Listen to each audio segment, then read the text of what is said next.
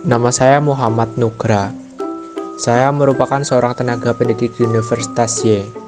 Walaupun bukan seorang presiden, saya juga memiliki peranan besar dalam masa depan generasi penerus bangsa. Walaupun bukan Ultraman, saya mampu melindungi bumi dari ancaman kebodohan. Sebagai seorang pendidik, saya harus terlihat berwibawa agar disegani oleh peserta didiknya. Yang kedua, sebagai seorang pendidik harus mengenal peserta didiknya. Dan tentu saja sebagai pendidik, saya harus membantu peserta didik saya saat mengalami kesulitan dalam menerima pembelajaran. Pak, penjelasan tadi masih kurang mengerti saya. Misalkan juga. Baik, akan saya jelaskan lagi.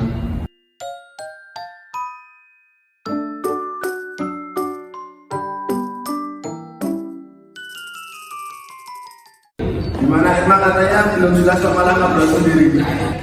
Udah paham. Peranan saya sebagai seorang pendidik sangat banyak seperti bulu kucing. Yang paling utama, sebagai seorang pendidik, saya berperan dalam memberikan pendidikan dan pembelajaran.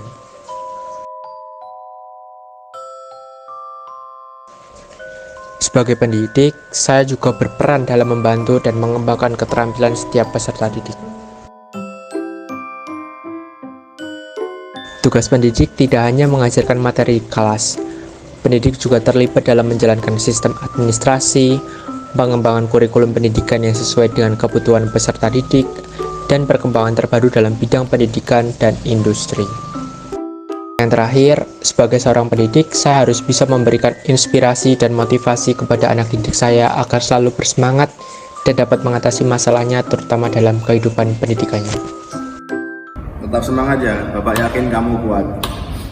Iya Pak, terima kasih ya Pak sudah menerima keluh kesah saya. Ya, sama-sama.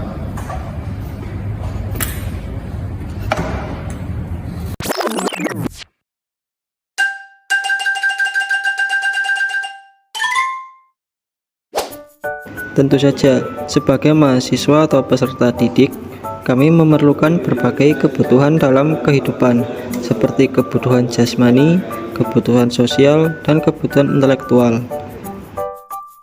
Sebagai mahasiswa atau peserta didik, kami juga memiliki hak dan kewajiban. Hak utama sebagai seorang peserta didik yaitu menerima pendidikan yang berkualitas tanpa diskriminasi. Peserta didik juga berhak menerima segala akses pendidikan yang tersedia. Hak peserta didik lainnya yaitu memperoleh beasiswa yang berprestasi, yang orang tuanya tidak sanggup membiayai pendidikannya. Kamu sini. Saya Pak. Saya lihat permainan kamu bagus. Kalau kamu saya ikutkan ke klub, gimana? Urusan biaya saya yang atur. Beneran Pak? Terima kasih ya Pak, saya mau Pak.